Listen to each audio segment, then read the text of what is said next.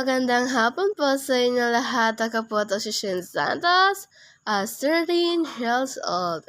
Magluluto po tayo ngayon na ginataang piya. Ngayon po ay kakaliskisan po natin to or huhugasan po natin yung isdang piya. Or kung ano man po ang tawag nyo dyan. Ayan, hugasan lang po natin yan para malinis ang isda. Yan po.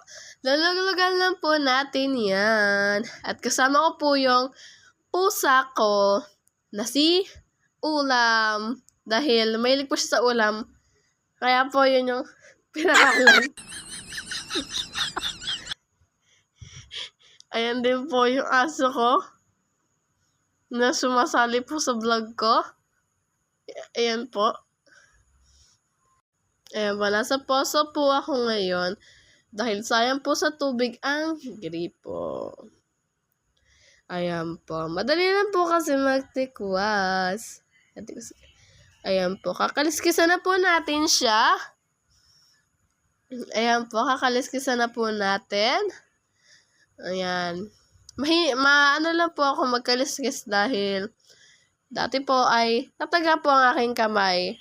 Kaya sa mga bata po dyan, huwag niyo po itong gagayain na mag-ano po kasi po baka po kayo yung masugatan. Ayan po. Ayan po. Kaliskis lang po. Ayan. Nakaliskisan na po natin yung isa. Ayan. Kaliskis pa more. Ayan. Pangalawa na po tayo sa kinakaliskisan natin. So, ayan po. Ayan. Fast forward po ay patapos na po ako sa ginagawa ko dyan. At madami na din po ako nakaliskisan dyan o nalinisan po na mga isda. So, isasalin ko ulit lang po sila sa lalagyanan para po hugasan po ulit. Yan po. Tikwas-tikwas lang po. At syempre po, hindi po natin yung kaliskisan po natin. Yan po. Layan po. Titikwasan na po natin siya na tubig para malinis po ang isda na ating uulamin. Ayan po, banlaw-banlaw lang po. Ayan. Makailang banlaw po ako dyan para po, malinis po talaga. Ayan. Yan po. Malinis na po yung isda.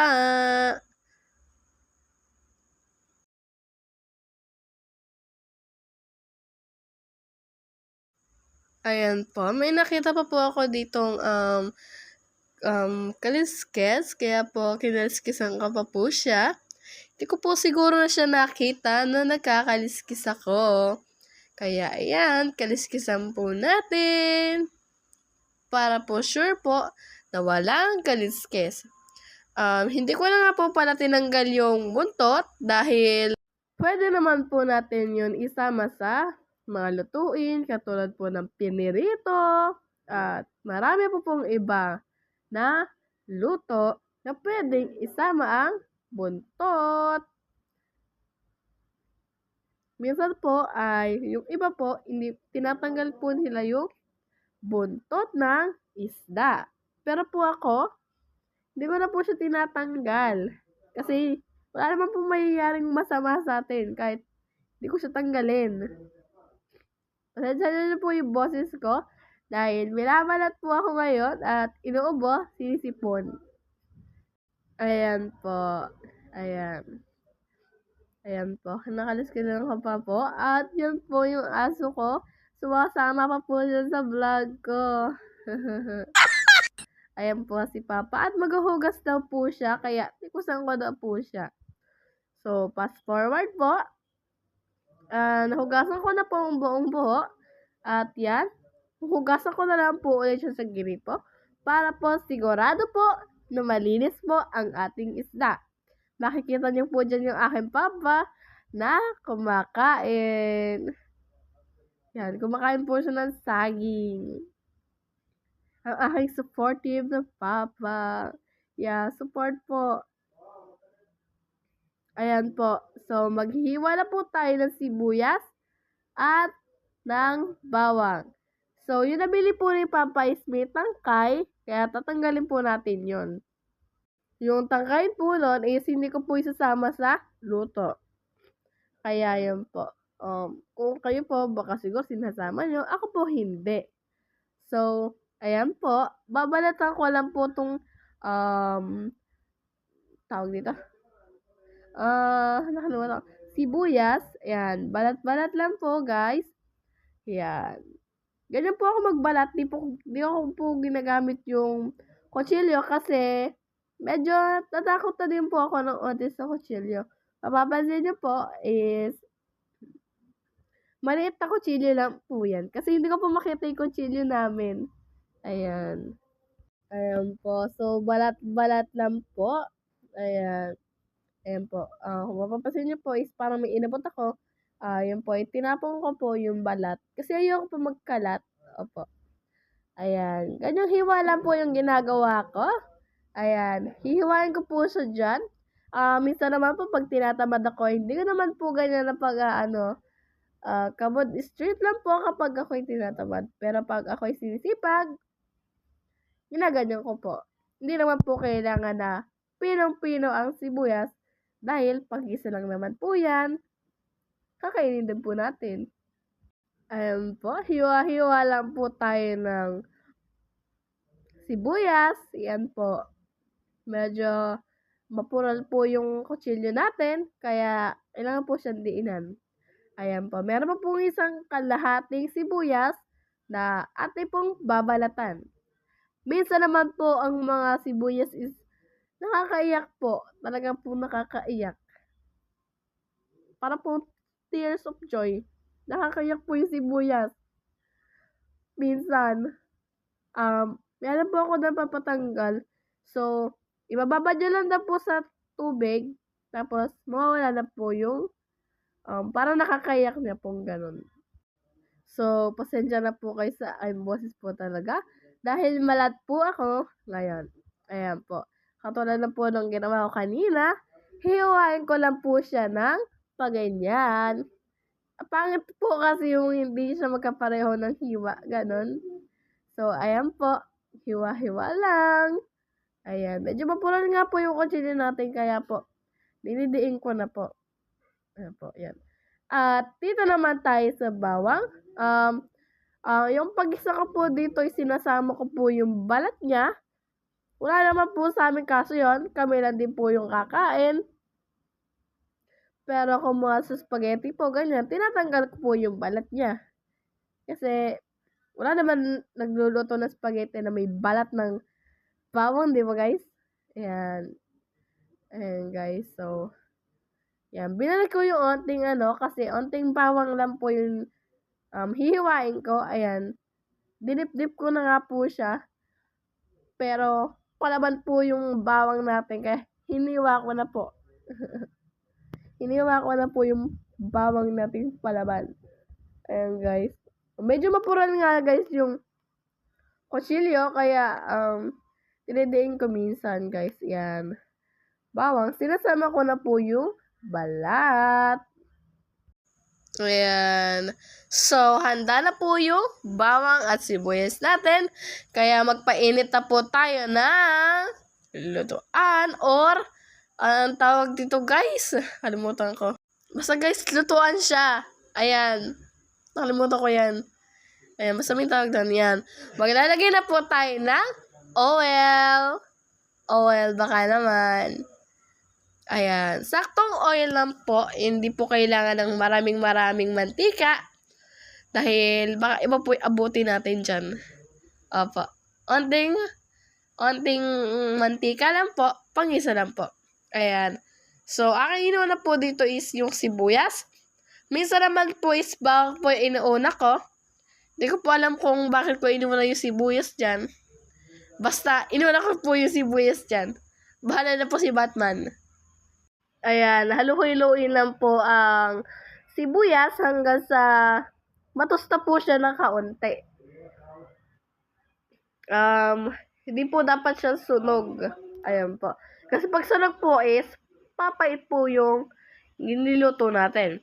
So, sinunod ko na nga po dyan yung bawang. Ayan. So, medyo natusta na po siya. At muntik na nga po masunog. Kaya, ayan po. Gisa-gisa lang po. At isusunod na po natin ang isda.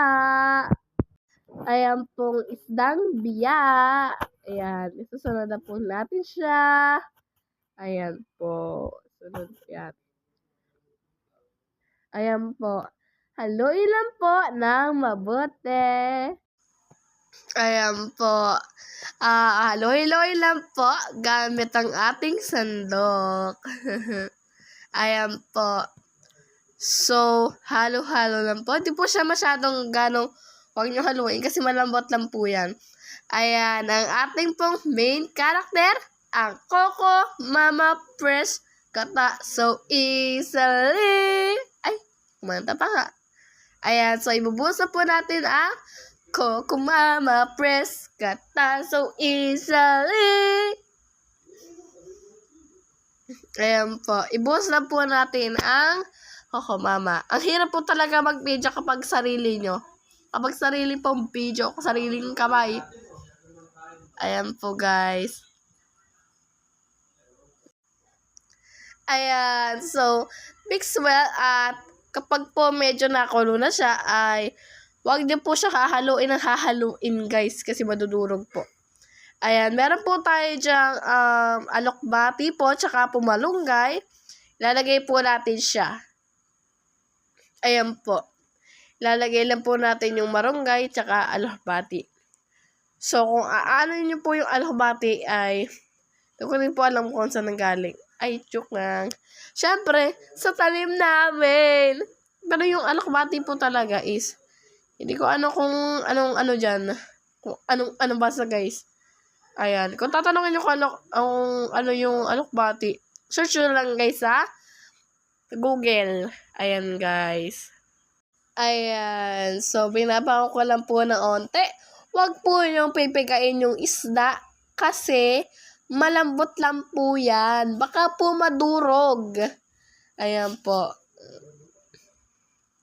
Ayan. Naglalagay po tayo ng paminta dyan. Ayan. Isang buong paminta po. Lahat. Isang buong paminta po yung ilalagay natin. Wala pong magtitira. So, ayan po, nilagyan na po natin ng tubig. Ayan.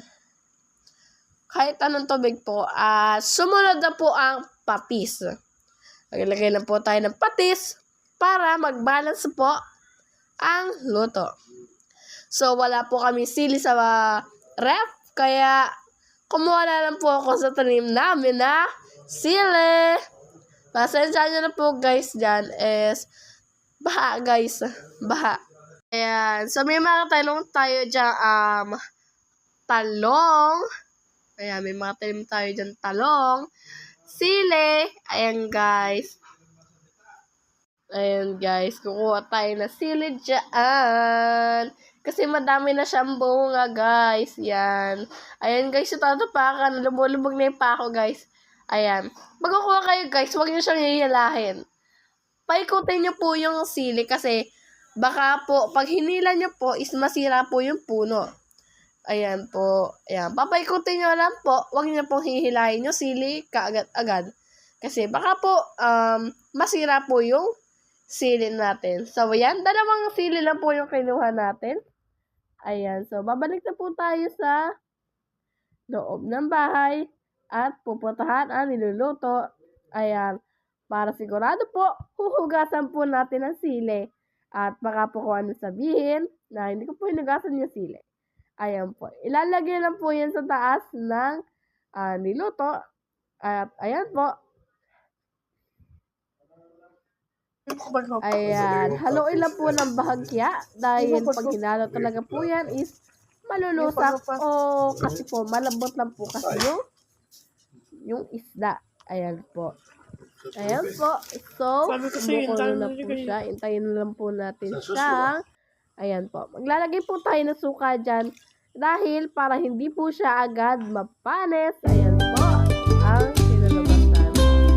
Ayan.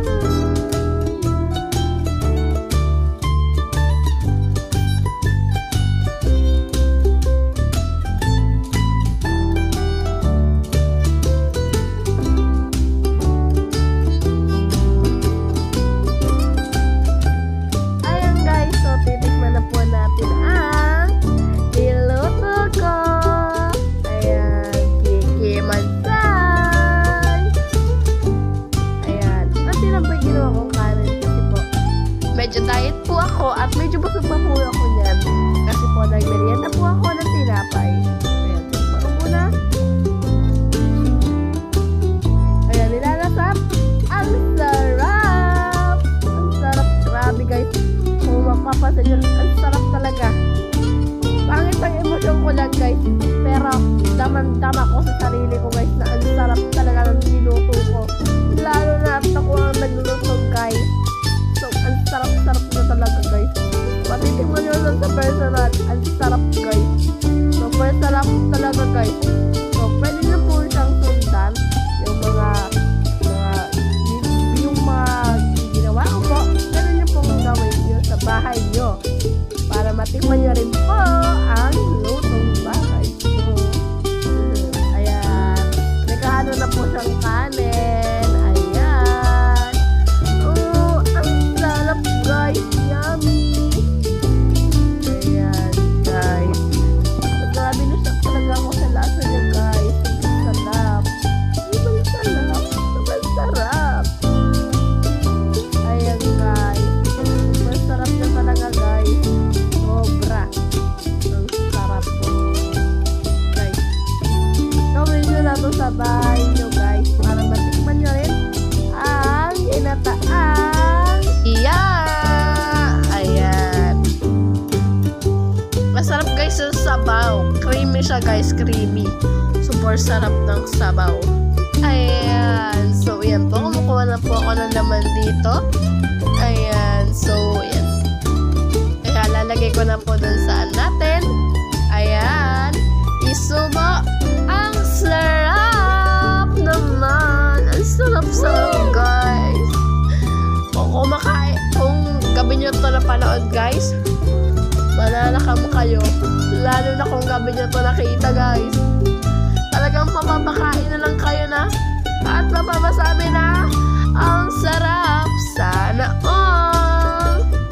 Ayan guys. Ayan. Ang sarap talaga guys. Talaga. Ang sarap talaga guys. Lalo na yung sabaw. Masarap. Ayan. Super sarap talaga guys. Ayan. Sabaw pa lang. Ulam na. Yon. Sabaw pa lang ulam na. Kaya gawin nyo na to sa mga bahay nyo. Ayan. Ayan. Kainan na. Ayan. Super sarap talaga yan guys. As in, pati yung laman niya, sobrang lambot. Grabe. As in, parang yung patitinik niya guys, makakain nyo na sa sobrang lambot. Ayan. Malambot talaga guys yung biyana yan. Ayan. Kung saan ako nakatingin yan guys. Kasi naman, ang sarap. Mapapatulala ka na lang sa sarap. Ayan guys. Super sarap talaga yan guys. Kaya ayan. Ang sarap guys. Hindi ko na tinigilan. Ang sarap. Nakalimutan ko na nagbablog ako yan guys. In-enjoy ko na yung pagkain ko. Ayan. So, paubos na nga yan. At yung sabaw talaga yung gustong-gusto ko dyan. Ayan. Sabaw pa lang kasi, ulam na. Ayan. So, tapos na ako kumain pero sumasabaw pa ako dyan guys. Sobrang sarap talaga. Success. Bye-bye!